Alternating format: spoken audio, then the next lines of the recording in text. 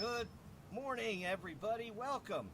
Online we have Dr. Jim Willie, the Golden Jackass. GoldenJackass.com is his website.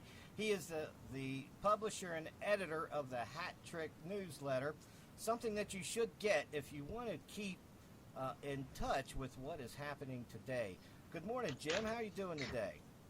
Oh, I'm doing fine. I'm doing strange, but if you're not doing strange, I think you're really not hooked into reality of the day. Well, that's my new little catch line. I'm very bothered about what's going on. I'm not sleeping well. I'm very worried about what's coming later this year. I just don't want to be disconnected in a foreign land, but I don't want to see my country go through a shitstorm. And I think we're possibly going to be approaching it and work our way through what I call a systemic layman event. Now, we went through layman in September and October of 2008. Well, Mitch, I think we're working now toward a bigger crisis with many more triggers. And when they go off, it's going to be a lot more than just mortgage bonds that have a problem. It's going to be mortgage bonds, bonds that include car loans, student loans, and the U.S. government debt, along with several other sovereign debt. The sovereign debt from several other countries. Yes. And we're going to be seeing a lot of corporate failures. Take a look at what the European Central Bank has done in the last, just say 6 months, and what the United States has copied in policy, in their conversation at least, for the last 2 or 3 months. And that is to support the corporate bond market in much the way they supported the U.S. Treasury bond and the mortgage bond market. Now, they've destroyed the mortgage bond market and destroyed the U.S. Treasury bond market. Its integrity is completely gone, both of them. And you can see that by the nature of the buyers and sellers of the U.S. Treasury bonds. There are very few buyers left. And the main buyers are the U.S. Department of Treasury and the U.S. Federal Reserve. I think they're buying 80 to 90% of the bonds. So the corporate bond, I think, is going to be a major problem when this systemic layman moment comes. And people ask me, why do you call it a systemic layman moment?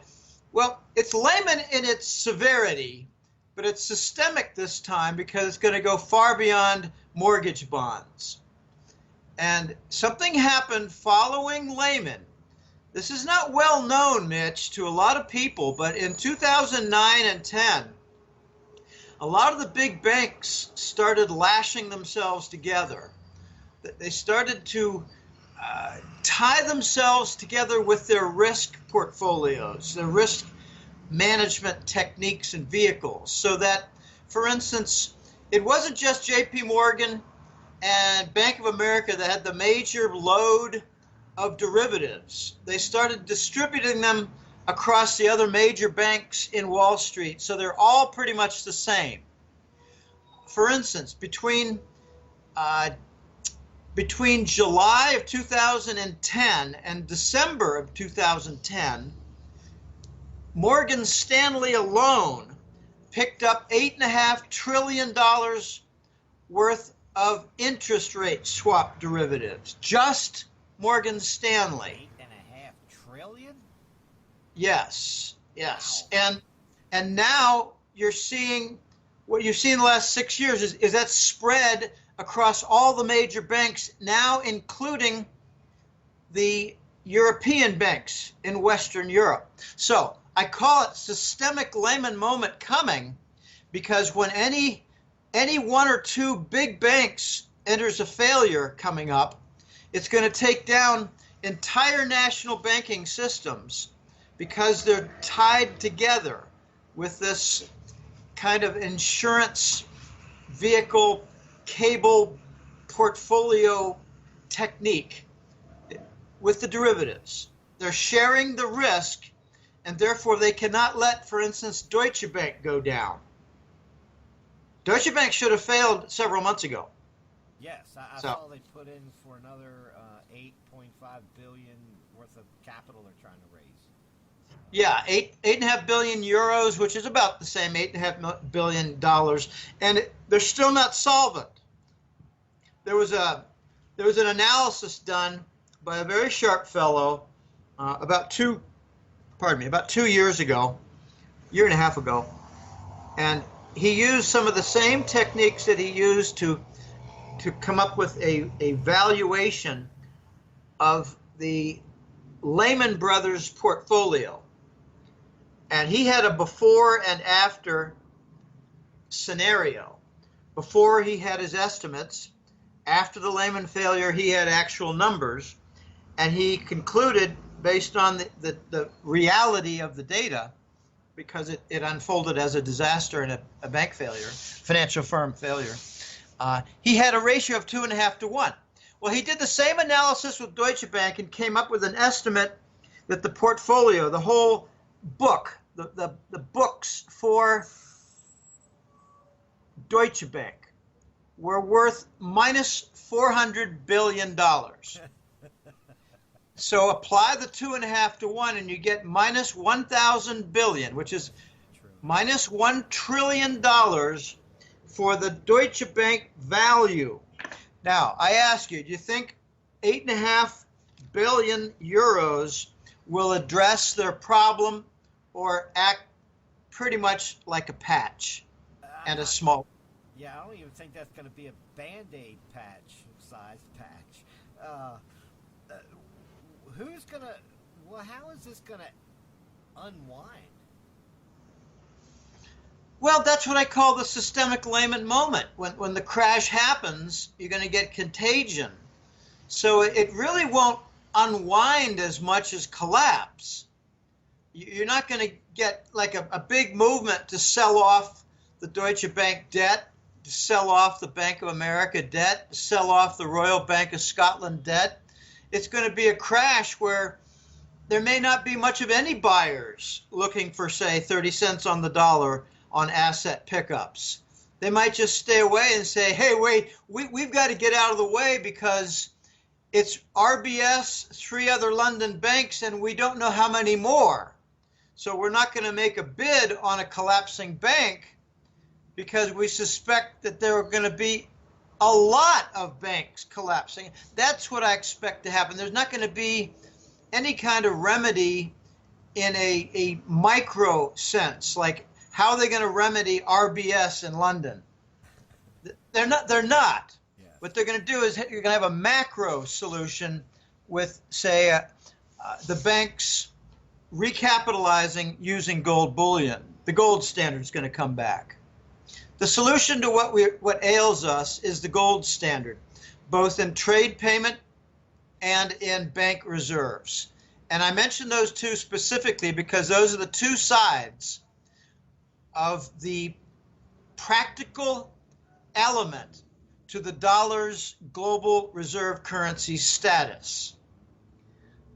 Because of that global reserve currency status, the dollar is used for, say, trade payments, like oil shipments or container vessel. They're paid in dollars. Trade in treasury bills, the short-term bills.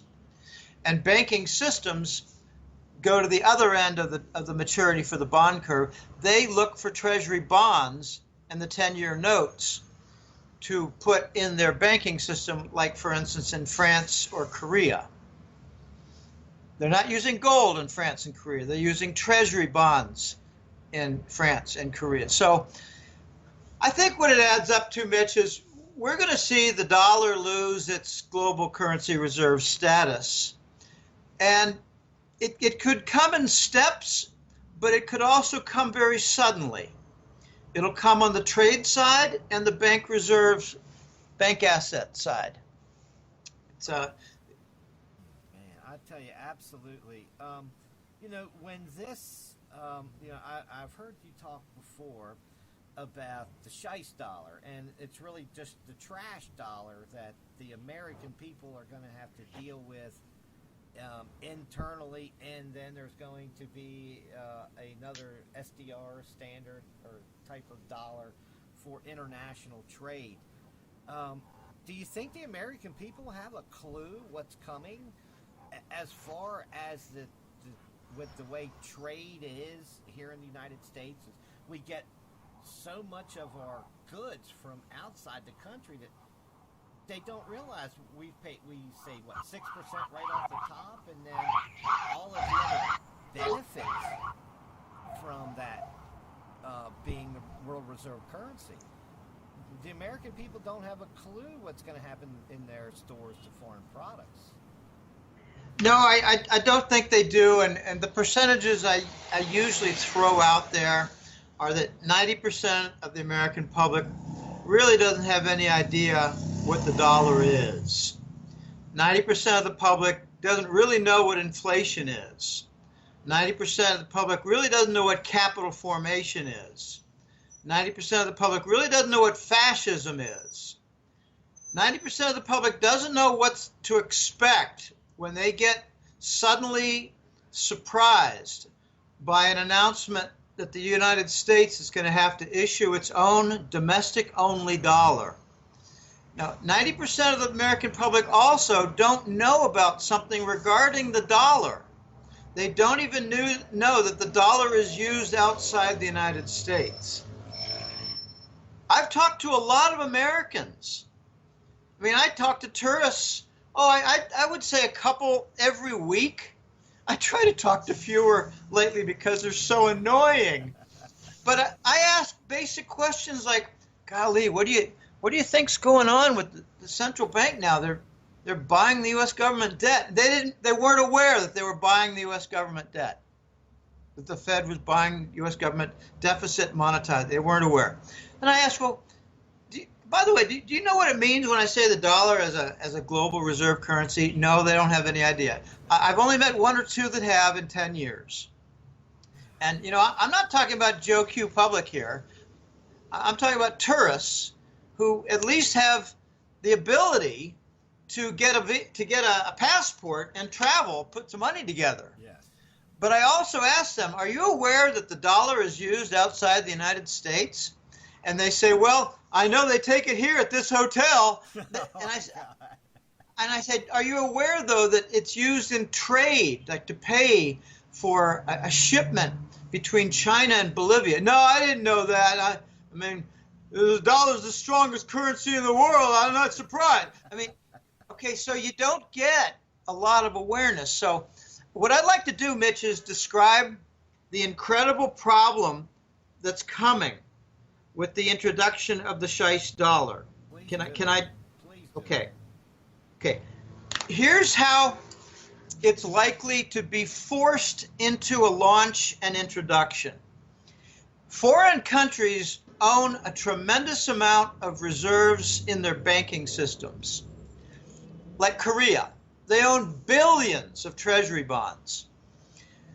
So when they see that the central bank in the United States is printing money to cover the U.S. government debt, and they're redeeming Wall Street big bank bonds and redeeming them and their mortgage bonds, you see a long list of foreign nations very, very angry because we're acting like Zimbabwe and African nations and a few in history, recent history, South American nations, printing money to cover our debt because there is an inadequate number of buyers and investors.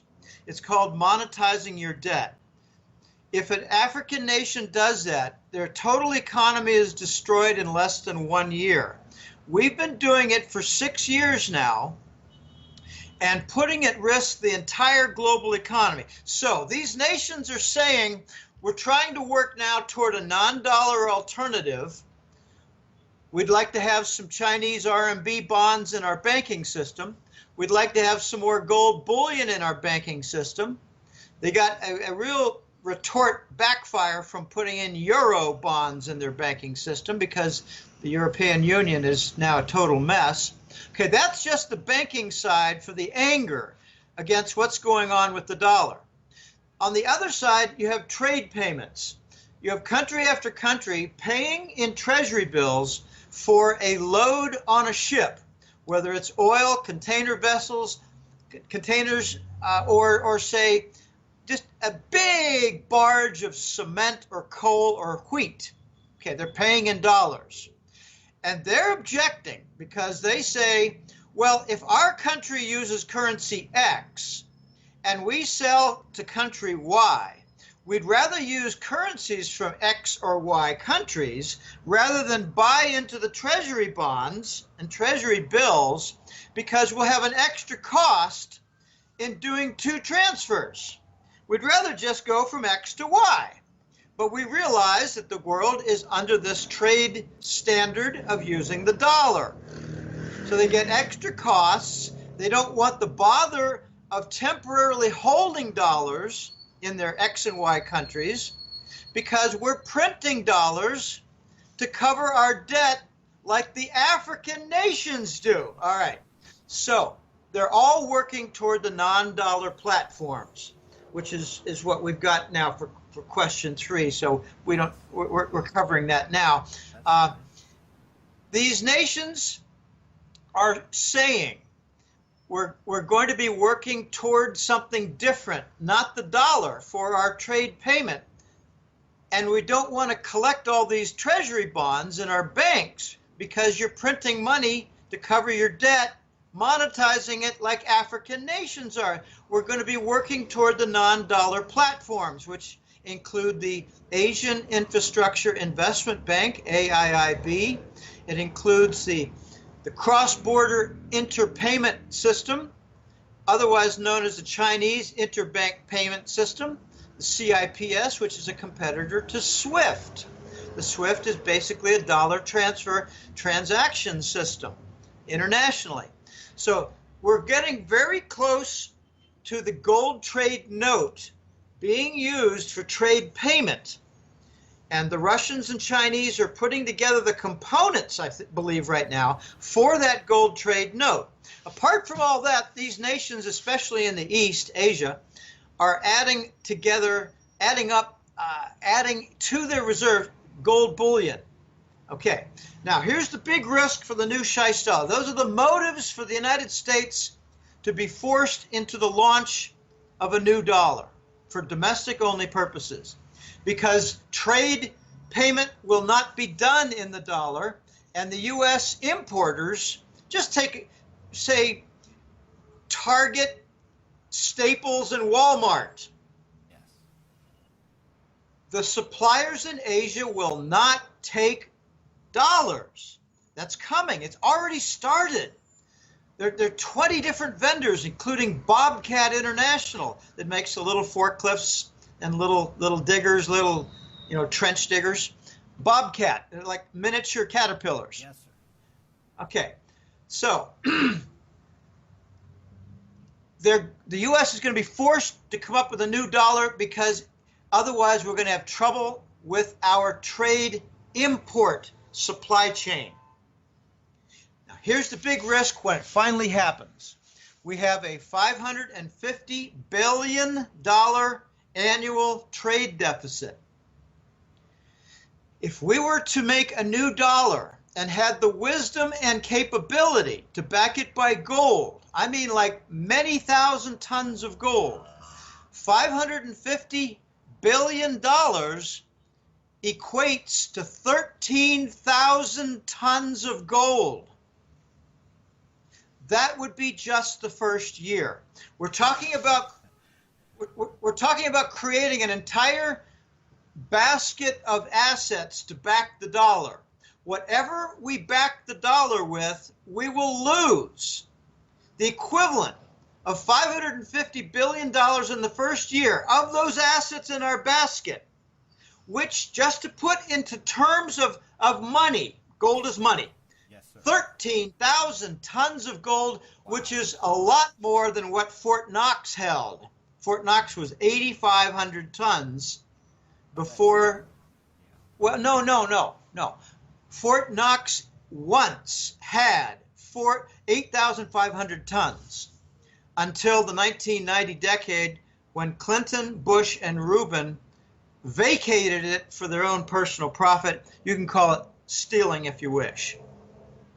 Okay, so if we have no backing to the new dollar, we're going to see massive devaluations like 30% every 6 months.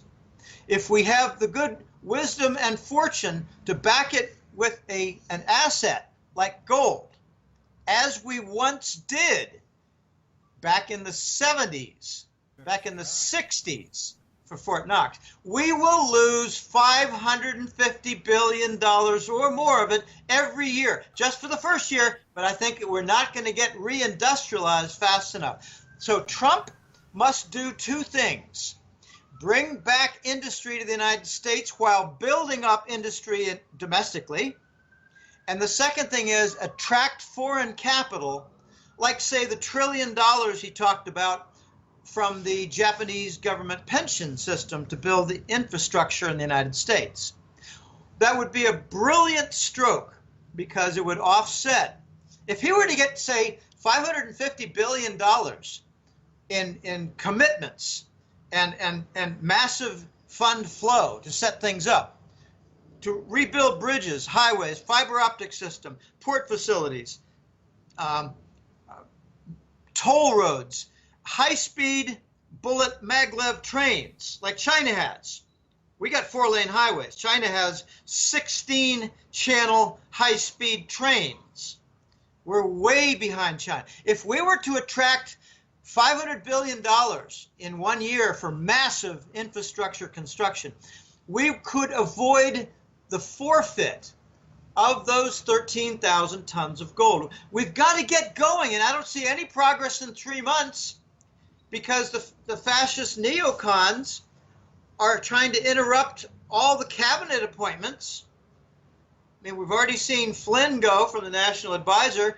Now there's a risk, I don't think it's going to happen, for Attorney General Sessions to go. They're trying to undermine every one of the main appointments from Trump. Trump can't get his job done.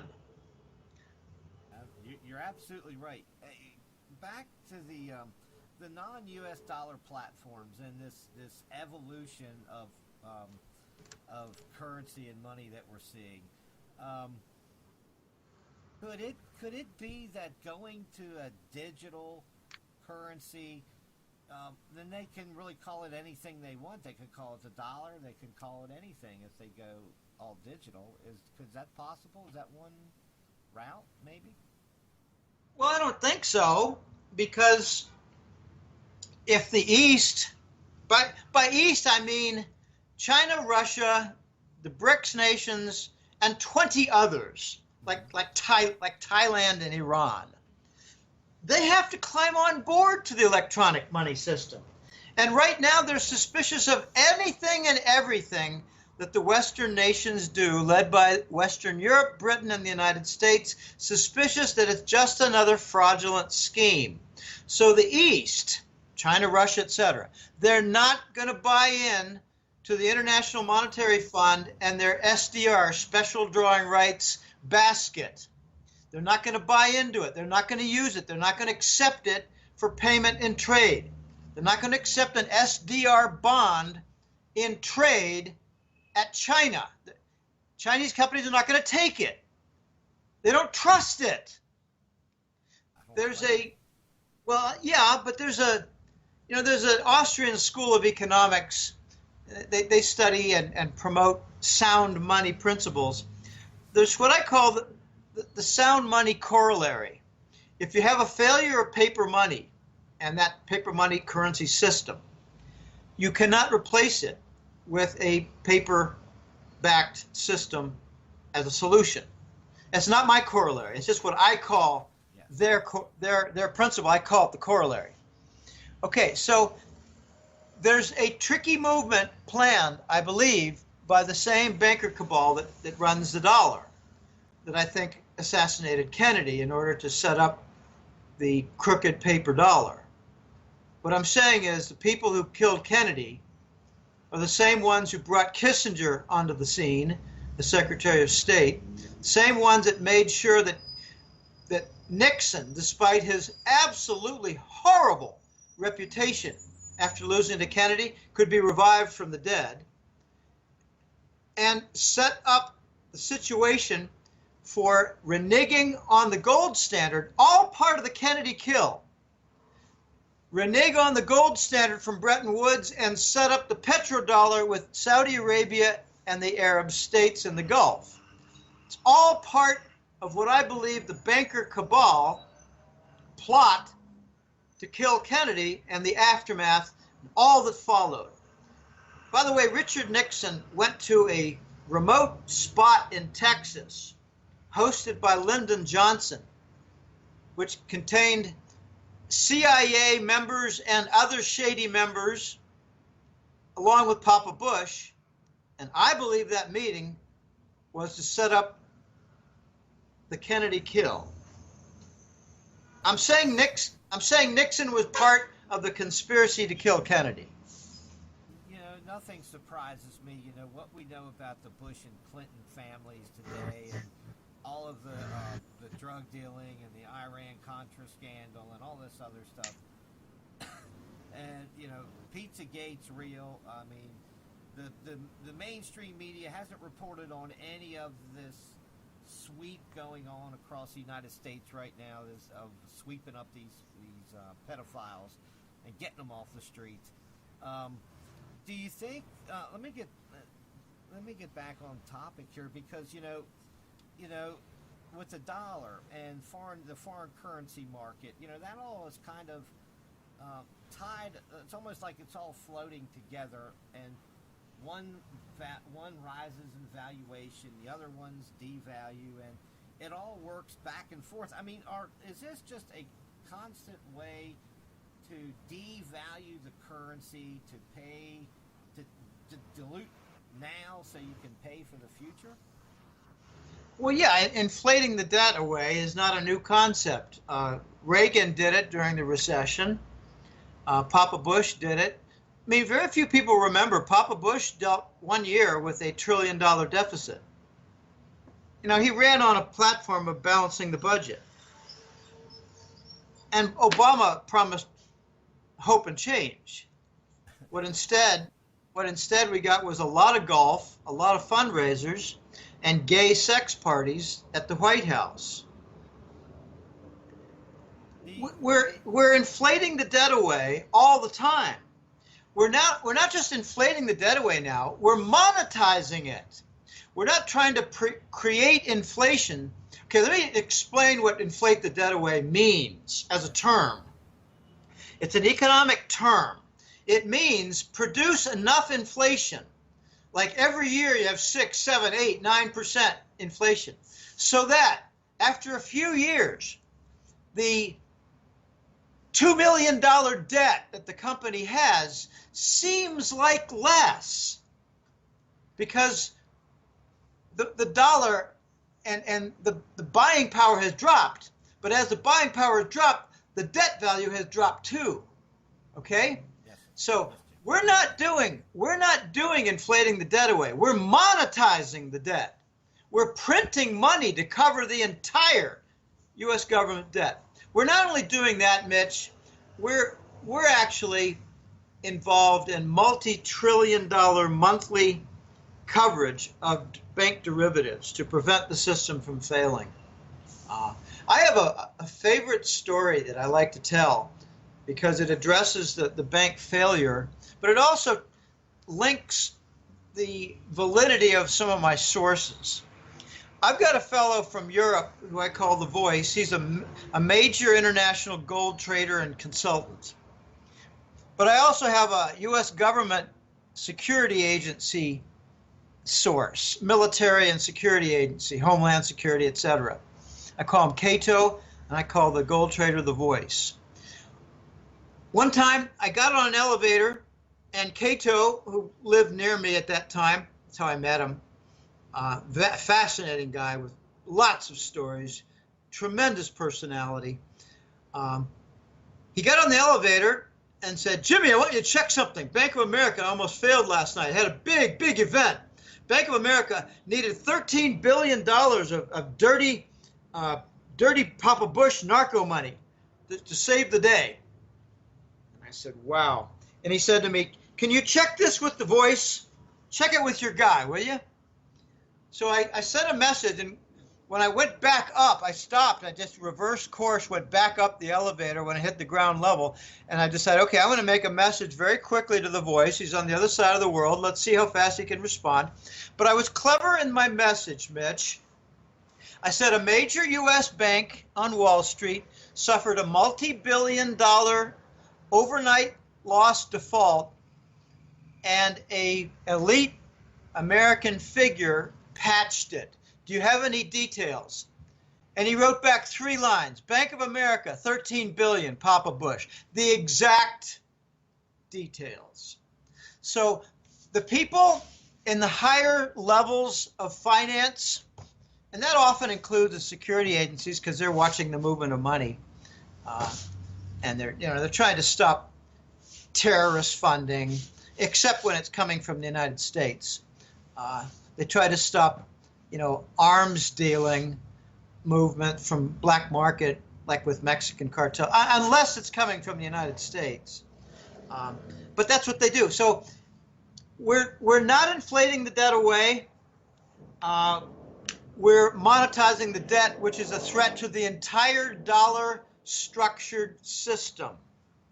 We're running the risk of getting a critical mass of foreign countries that say, screw you, we're not going to use the dollar in either trade payment or the banking reserves.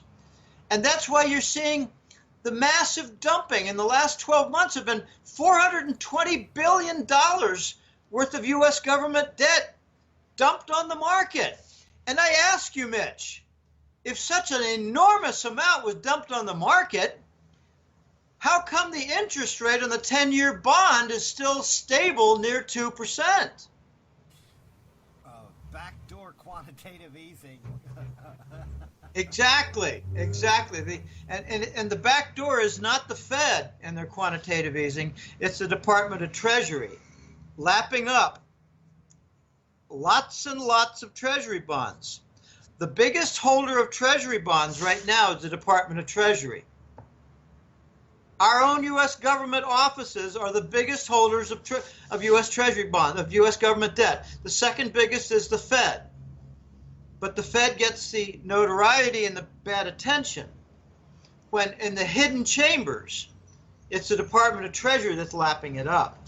So we're at risk of wrecking the entire dollar structure. And when that happens, we're going to take down the emerging market nation debt, but we're not going to kill their economies. They're going to default.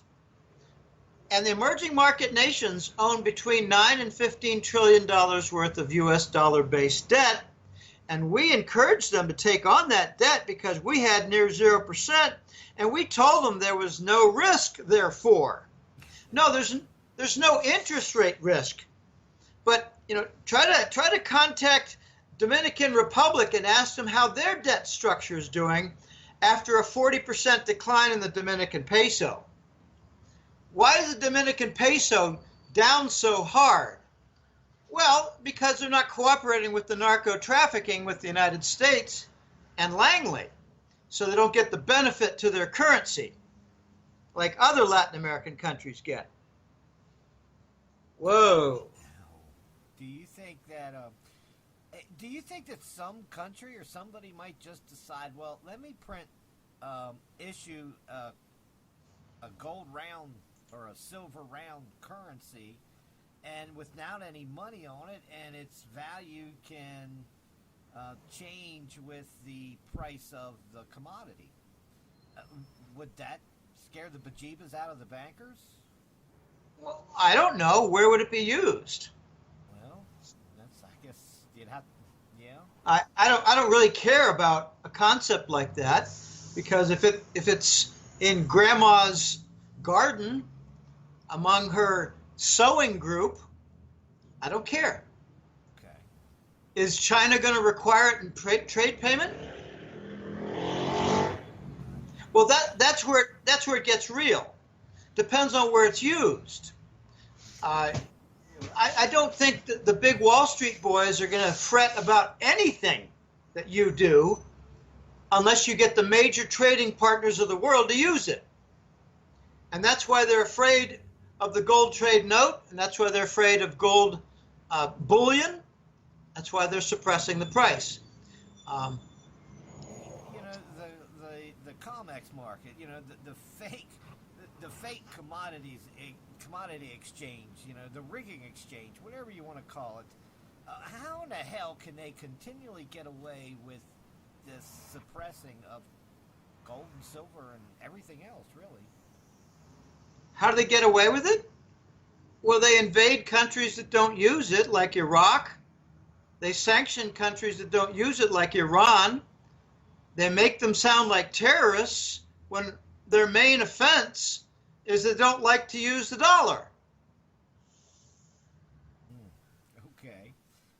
Well, if you declare war on a country and invade it like Iraq, steal their central bank gold, hang their leader when he used to be a real good buddy of Papa Bush and Rumsfeld with plenty of photographs, when Saddam was buying the nerve gas from Papa Bush and the U.S. military, you invade them and hang the leader, steal their gold, and then make up stories in the controlled press that they confiscated a lot of bars that were yellow and they found out they were all wood painted gold. They stole the Iraqi central bank gold and then came up with a phony story that most Americans bought. Okay, so that inhibits other countries from doing the same. Iran has a backbone. They said F you. We painted them out to be a terrorist because Israel came up with the cock and bull story that Iran is going to nuke Israel, and they're got this advanced nuclear program. Oh my gosh, it's such a pack of nonsense. So the United States led a European Western-wide movement to put sanctions on Iranian banks and assets. Again, that inhibits other nations from doing the same. But now Iran worked around that. They have a very clever deal. You see, Obama is such a knucklehead. In 2000 and I think it was 15, he came up with the Iran sanctions, and he blocked all dollar transactions for trade with the Iran central bank. I mean, gosh, what a blockheaded idiot. He didn't include the Iranian banks. So Iran sold oil to India, and India bought gold from Turkey to pay the big banks of Iran in gold terms for the oil. And a swap was created between the Iran central bank and their many big banks. And that's called the gold for oil trade, which China and Russia are duplicating right now, and I think are going to end up with the gold trade note for trade payment applied to the oil market. So, you know, the U.S. is playing bully tactics. I made a prediction way back when I started the newsletter. It was a year into it in 2005. I said eventually the dollar is going to be supported not by gold, but by military action. Wow. And we're seeing it now. I've made a number of kind of strange forecasts. The two that I like to point out the most are when Layman fell, I said we're going to go quickly down to 0% and stay there for the longest time, many years. Okay, remember Greenspan went down to 0%. No, it wasn't. Bernanke went down to 0% and said it's just going to be for 6 months. I said, no, it's not. He's a liar. Okay, 2 years later, I said we're going to go to QE and monetize with bond purchases the U.S. government debt. And Bernanke again said, this is just a temporary 6-month thing. I said, no, it's not. He's a liar. We're going to have this almost permanently. So both calls were correct. But I made an unorthodox call back in 2011. The Voice was mentioning back then and the year or two previous that there might be some international banker trials. And it turned out that the only ones who got into trouble were in Iceland. And then the voice backed off and said, we're not going to see any justice. These bankers, they control too much military. They control the central banks. They control many large industries. They control the energy industry. It's just too deep. They control the law enforcement offices. They control military. So we're not going to see justice for the big crimes of bankers. And I wrote him and said, you know what? I think we're going to see the kill of lots and lots of mid-level bankers. And he said, Jim, I think you're exactly right. And then I wrote to my whole group of colleagues and said, it'll be because the high-level bankers will be protected. There'll be board members and VPs. They're made men in their syndicate mafia businesses. The lowest level guys, they don't know anything. I did an experiment in the 1990s. I went into 5 different banks and I asked them, how do you determine your 30-year mortgage? And they said, we base it off the 30-year bond yield for the U.S. government. And I said to each one of them, no, you're wrong. It's based on the 10-year bond. You're wrong. And they said, let me check. And they went to a manager and came back in 5 minutes and said, we're not really sure, but you might be right on that. I think there's a lot of balancing that goes on with the 10-year. Okay, the bankers at the low levels don't know much about banking. And the mid-level bankers, Mitch, they were in charge of setting up what the Enron Corporation with J.P. Morgan called Special Purpose Entities, SPE. It's just a nice word for a shell corporation doing illegal things. The mid-level bankers did the muling, moving multi-millions or billions by bearer bonds from country to country, like to the Swiss banks. That's the favorite destination. Okay, the mid-level bankers knew too many details of scummy people, like, say, the Russian mafia doing investments in London. Some of the dead bankers are agents in the banking industry in London for the Russian mafia. Okay, so it turned out that my forecast was correct because we've seen something like 80 bankers, and 2 of them just in the last month. They're dead. They knew too much, and they're not protected. They're not high enough ranked. Yes, I don't know if you saw, but just recently, I believe it was Spain indicted some of their central bankers over some of the bank failures in Spain. I don't know if you were aware of that. Yes, I am aware of that, but I also believe that really doesn't amount to much. It's nice for the publicity, but if you no, these are central banks, therefore they're club members.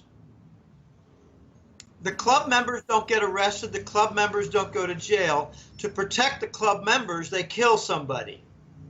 Okay. Well, it's probably cheaper in the end and quieter.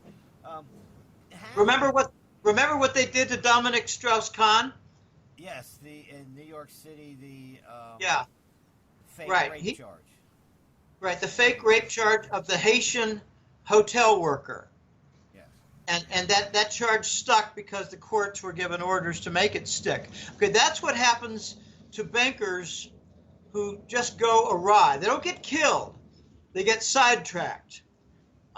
What did Dominic Strauss-Kahn want to do? This is fascinating. As an IMF head, he wanted the United States government to prove its gold reserves. Yes, you're asking for serious trouble when you demand something like that. Do you think, here in the United States, speaking of the USA yet, our pension funds are a disaster. They're failing right there. There's 50 or more plans now that the federal government is actually funding and paying out. $1 trillion, $4 trillion, I think, underfunding now. What are the people going to do when they retire and they're screwed? Be poor. What do you think? Well, let's. It's what they will revert to. They don't have any money. Their pension got whacked. so they will be poor. They'll go to Walmart and look for the deals. Okay, here's just one example among many. It's the Teamsters. It's the Central States Pension Fund. A lot of Teamsters are in this. I believe it had something like 50 to 70,000 members. And a year ago, this is quite a long time ago, a year ago, I did a story in the Hat Trick Letter with details because they had knocked down by over 50%. I think it was 52%, 55%. They reduced their pension benefit. So what do? You become poor. Your income got cut in half, a little more. You become poor. Okay, so that's what happened.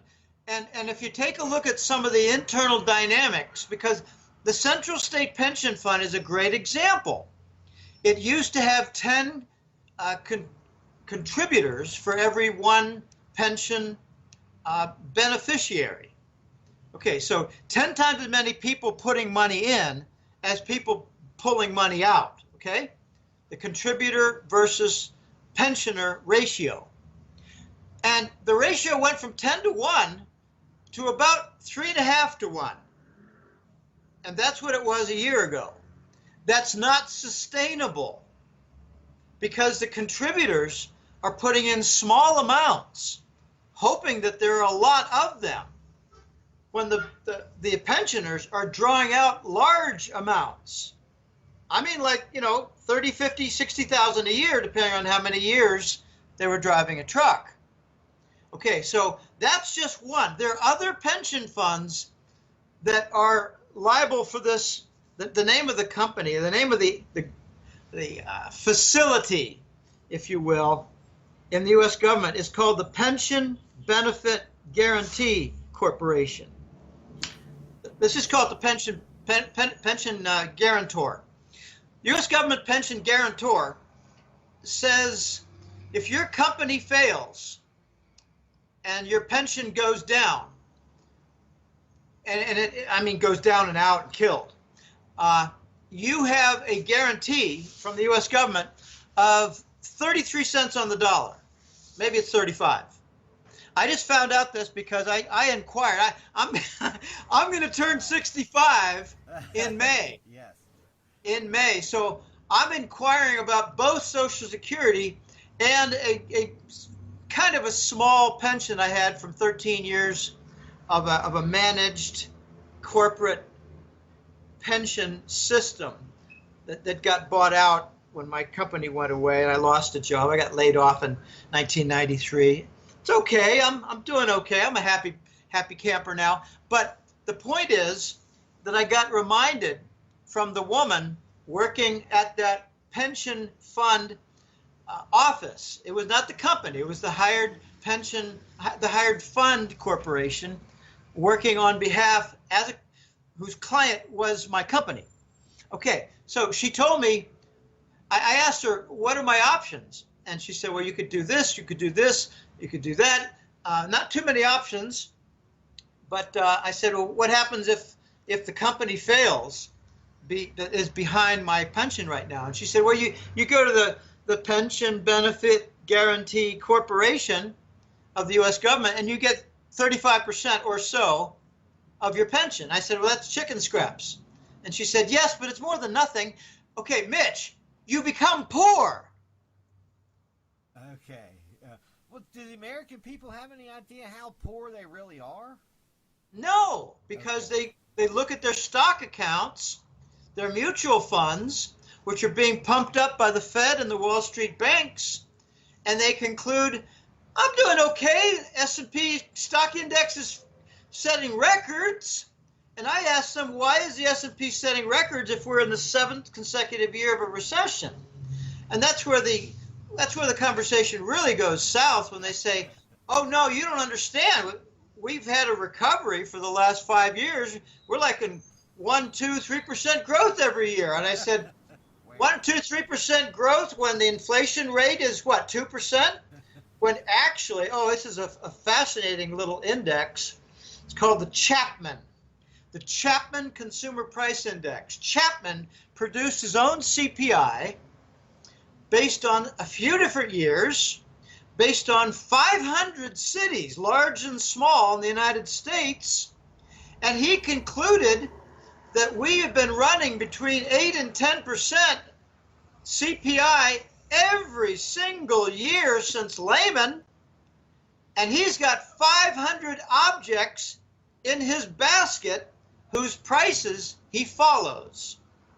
So he concluded that if we claim a 2.5% inflation rate when it's really 8.5%, then we're overstating the economic growth by 6 full percent. Oh yeah, absolutely. I mean, I've read some of these, the private consumer price index inflation figures versus the government, and it's the government can't afford to pay a COLA, because it would kill them, and that's just the absolute truth about it. Do you think that the people actually, well, okay, I know they're not smart enough really to really understand much of anything when it comes to inflation or deflation. The only thing these folks really understand is that they're paying more, but they don't understand why. Do you Well, think? Go ahead, Jim. They know they're paying more now, but they're getting fooled by what we call volume deflation. Okay, I'll give you an example. There was a favorite, I don't want to mention brand, there was a favorite little carton of yogurt that I used to buy.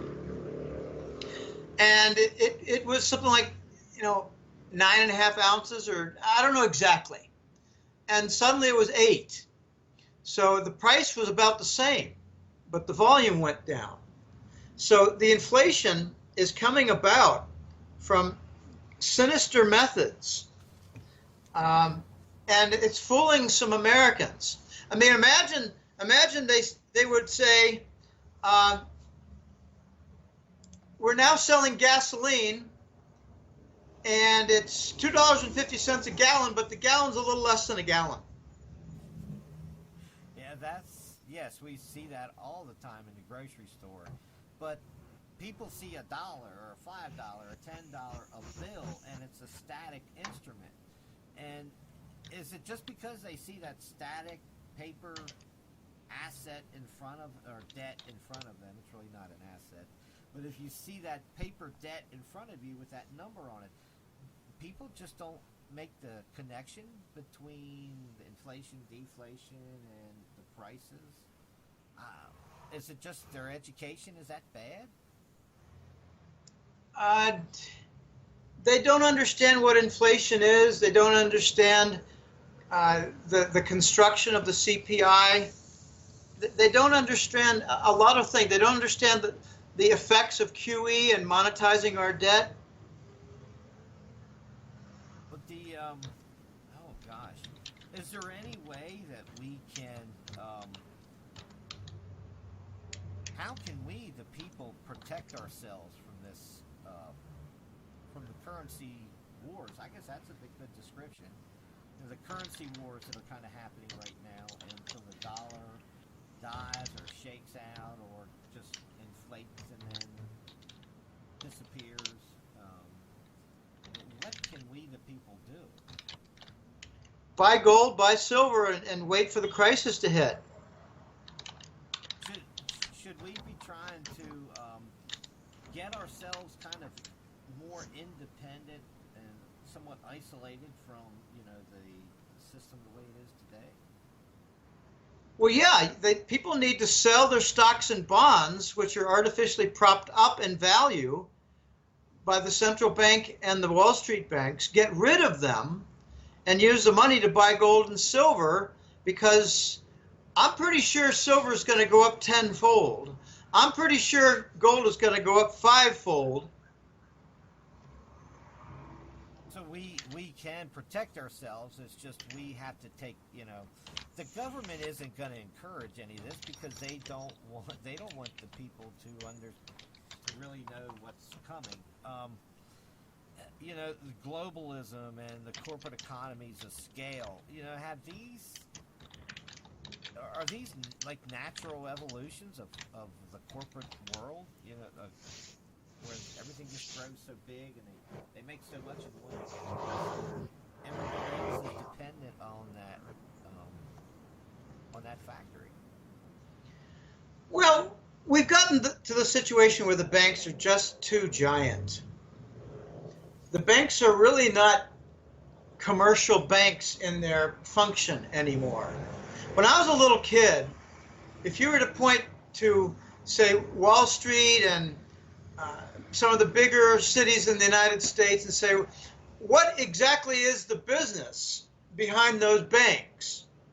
You would hear things like, well, in Wall Street, they do investment banking, bringing companies to market for stocks and bringing debt to market for the corporate bond market. But they also have a lot of loans for, say, establishing a fabrication plant for, say, the car industry.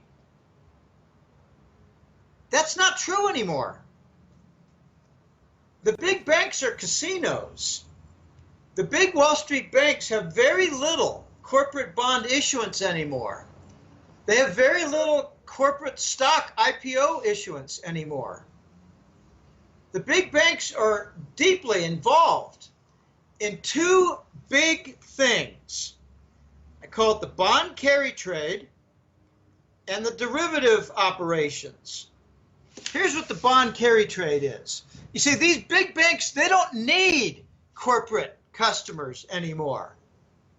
They're casinos. They're borrowing at near 0% from the Fed, and they're investing in treasury bonds, pushing down the bond yield.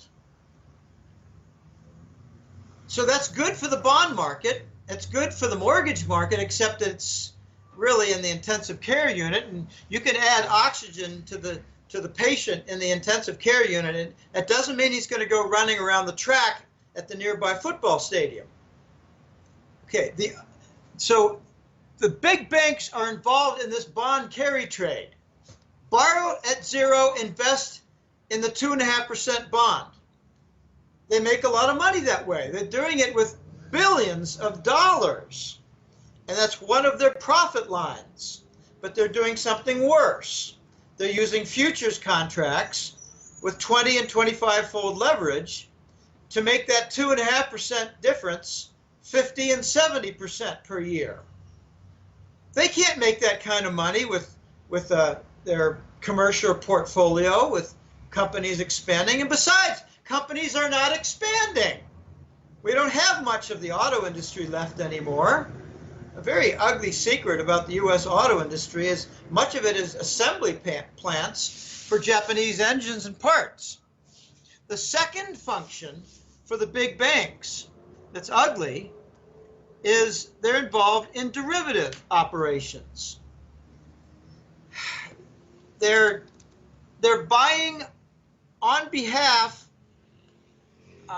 of the U.S. government, like working with J.P. Morgan, working with the Fed. They're buying treasury bonds so that the treasury bonds purchased with the derivative machinery is not all at J.P. Morgan. So they all have the equal risk. That's what I was addressing before regarding the lashing and the shared risk. If one goes down, several go down. I guarantee, if one Wall Street bank goes down, they'll all go down. If one of them's in very, very serious trouble of default, they will all be in very serious trouble of default. Okay, that's just one derivative function. They're also involved in trading of what's called credit default swaps. They might sense, for instance, that Macy's and Sears and a few others, they focus on the big ones because that's where the volume is. Macy's and Sears and their corporate debt looks like it's going to fail. So they'll buy an insurance policy on it. And they'll make money if they fail.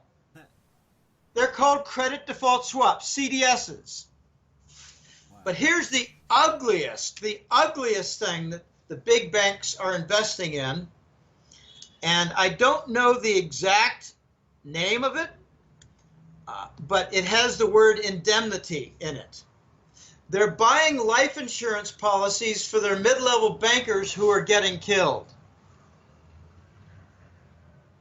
So, and they're making money on it because they go up like threefold in value because they're being traded, and the insiders are passing word around that so-and-so's at risk.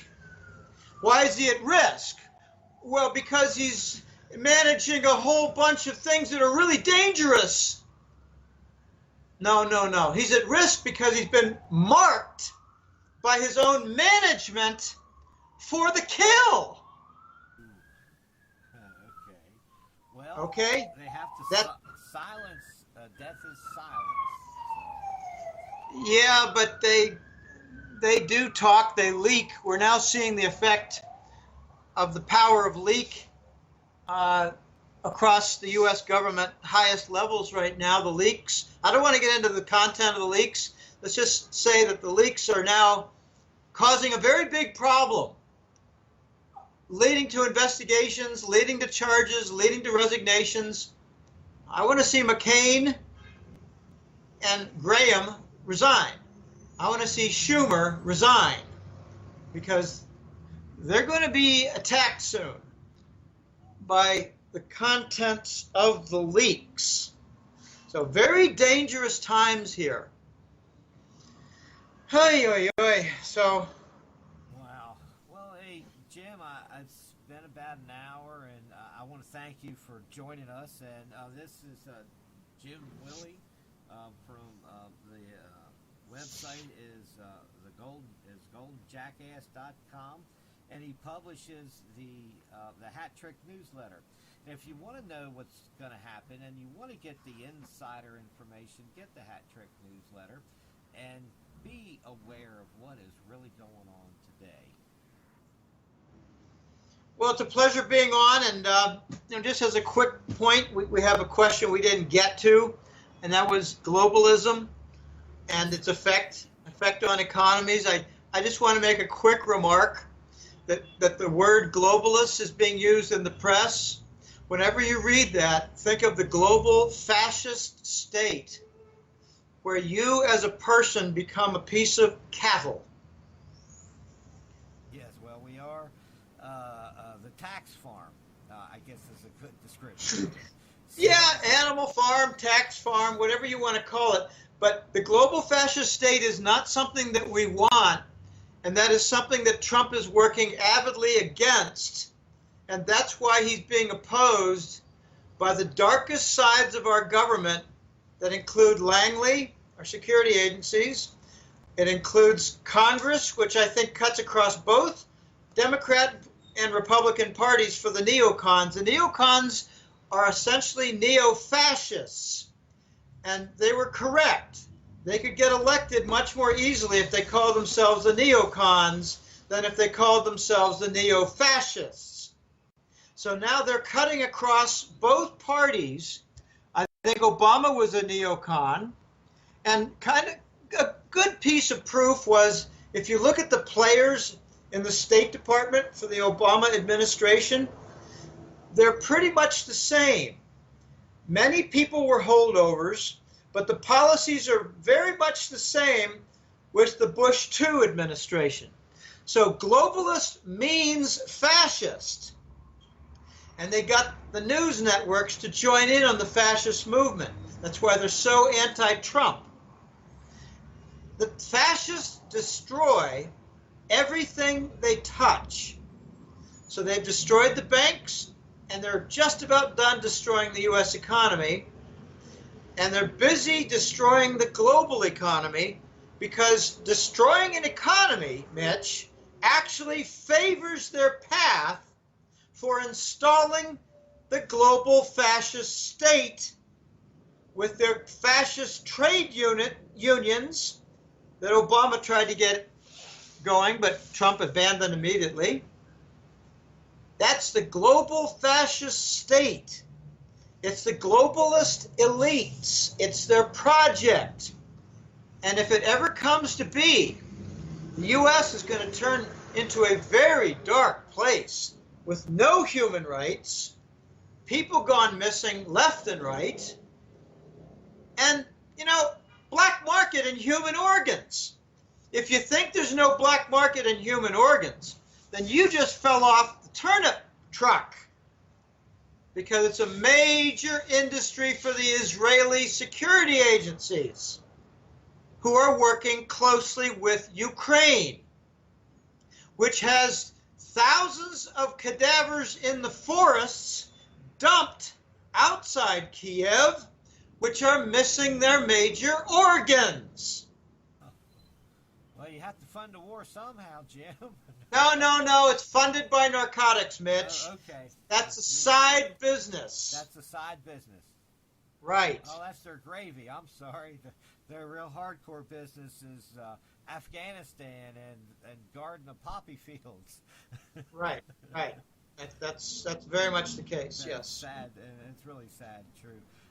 Do you think that that the local economies can rebound and become strong again? It depends on a few things. It depends how big their trade deficit is. It depends on whether they can feed themselves, whether their domestic food supply is adequate. The United States imports half its food supply. When I was a little kid, it imported like 5 or 10%. So that's not progress. Countries that are poor often tend to be rather self-reliant agriculturally. That's going to work in their favor. If they also happen to have some undeveloped natural resources like coal mines, copper mines, that they just, halted the mining for whatever reason, they're going to be doing okay. But nations that have signed on with the U.S. with full commitment toward the dollar, that buffer their currencies with favors done with narco money laundering, they're going to be at high risk. If you think that's only one or two nations, you are very, very wrong. Well, I'd say there's only a handful of nations that aren't. I would say the majority of nations. That could be true. That could be true, but I believe when it comes to nations like France and Germany, I don't know that they're covering the euro currency forex trading balancing.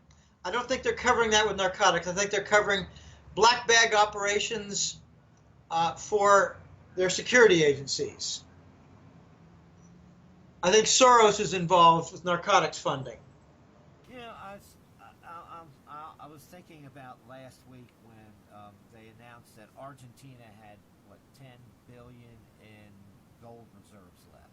I believe it was Argentina, and they were such a wealthy nation at one time, and today they're destitute. Is it socialism? Is it just they're not on with the U.S. banking system, or is it a combination of several things? I think the main factor is the first one that you mentioned. Argentina in the 70s became the first nation in the American hemisphere to be full-fledged fascist. You saw 40,000 young people disappear, the desaparecidos, rather. I said desperate ones. No, desaparecidos, the disappeared ones. You had the military junta take over. You had corporation heads join up with fraudulent government functions. You did not have proper economic development. And all this time, in the 70s and 80s, Henry Kissinger made secret visits to Argentina, insisting that they not be photographed. Why was that? Because he was meeting with all the Nazi holdovers from Germany. Well, I have no problem with Henry Kissinger for Gitmo. Okay, how's that sound? I believe that's where him and a lot of these people belong. But they're not going to go willingly, and they're not going to go quietly. And No, they're not going to go at all, Mitch. They're going to be killed or not. Okay. Because they have so If much money. I mean, you can't break their money. I don't think you can break Well, their you- money from them. Well, let me give you an idea of how Henry Kissinger acquired some of his money. I know this from a contact of mine. The Iraqi Reconstruction Fund. Do you remember that? Yes, sir. Yes, Jim. Okay. Do you remember how it suddenly lost $3 billion? I remember there was a quite amount of missing money, all on $100 in pallets. Yeah, well, there were unauthorized bank wire transfers to Henry Kissinger totaling $2.3 billion. This is how he maintains his pocket money for doing whatever he does for the Trilateral Commission and the global fascist state elite think tanks. He didn't have to pay it back. In fact, the fellow who was in charge, George Tenet, of that fund was given by President Bush II a Congressional Medal of Honor Yes, he was. when 2.3 or $3 billion was stolen from it. So was he given the medal because it was stolen, or was he given the medal for other reasons? Please, now let's not talk about that, they said. That's why I got 2.3 billion reasons. I believe truly, Mitch, I believe truly that the narcotics rings that operate for the major governments of the world, primarily the West, are intended to bring about, facilitate, encourage, and bribe for the installation of the global fascist state. It is the glue. Well, you know, it certainly can provide the financial pathway to do that, and certainly the blackmail opportunities. So, wow, that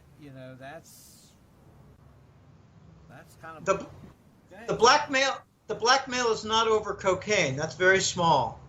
I mean, you don't provide cocaine to a bunch of congressmen and then blackmail them. The cocaine is used during the sex parties. You blackmail them with the children they've been photographed with. Yeah, I know. I just prefer to call it sex parties. Okay. Because they might involve homosexuality, and they might involve I don't want to get into a long description of this, but there are times when, with certain makeup and certain clothing, a 15-year-old girl can look 19. So because you see a picture of a guy with a beautiful younger woman, it doesn't mean she's a minor. She might be a minor. She might not be a minor. You don't know. Sometimes you can tell pretty clear, oh, that's a minor, my God. But other times you can't. They're blackmailing.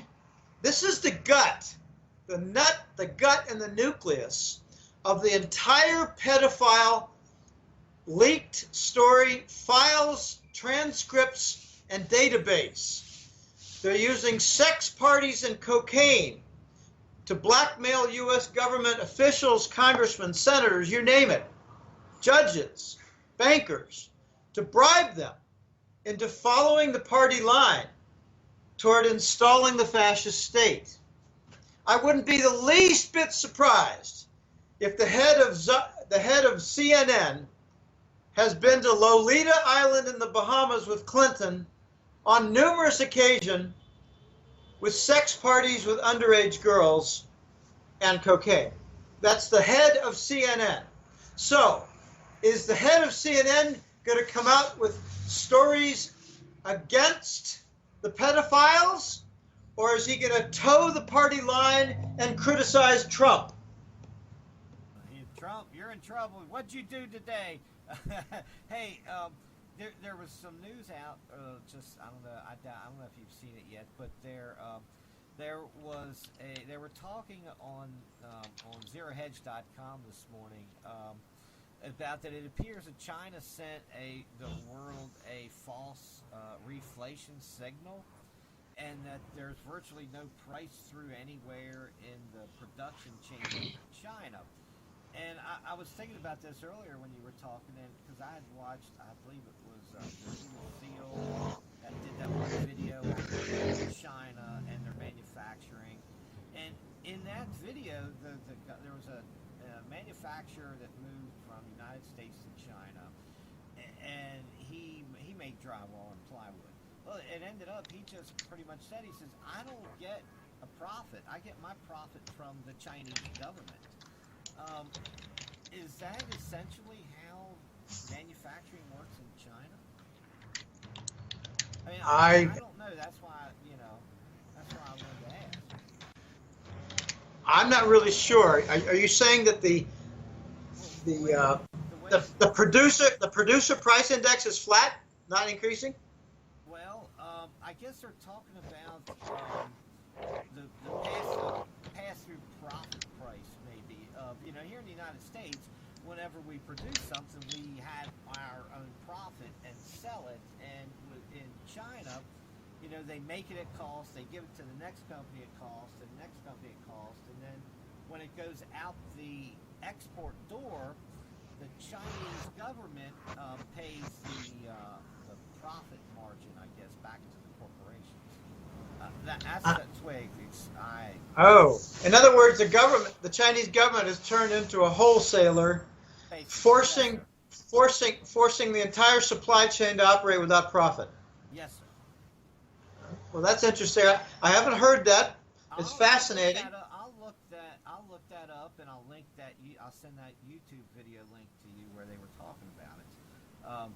Because I thought that was interesting. Because what chance would anybody have to compete against someone that literally doesn't have a pass-through profit margin, so to speak, from piece goods, in their manufacturing. So I don't know. It was something I saw this morning, and I wanted to ask you about it, because I often wondered, it seemed strange that this guy said, I really didn't get my profit from my factory. I got 20%, of my costs back from the government as my profit. I thought that was really interesting, and I thought, well, that's real capitalism. So, but anyway, hey, thank you very much. A great interview, very interesting, sir, and Jim. And anytime you want to come back, just give me a call, or if you have something that you want to tell the people that you feel that they need to know. Number one, they need to go to goldenjackass.com and subscribe to your newsletter to find out the truth of what they're missing. Well, thank you for having me on, and I appreciate the opportunity and reach a new audience. Covered some interesting topics, and people need to understand that the dollar is toxic. Most of their paper assets are very vulnerable. And we need to understand what fascism is, because it got installed since 9/11, and we need to reverse this. But reversing it involves what they call treason. Well, I guess we'll all have to be treasonous then if we want to have any monetary value at all in the future. So, thank you very much, and we'll get off here now. And you have a great day, Jim. Okay, it's a pleasure being on. Thanks.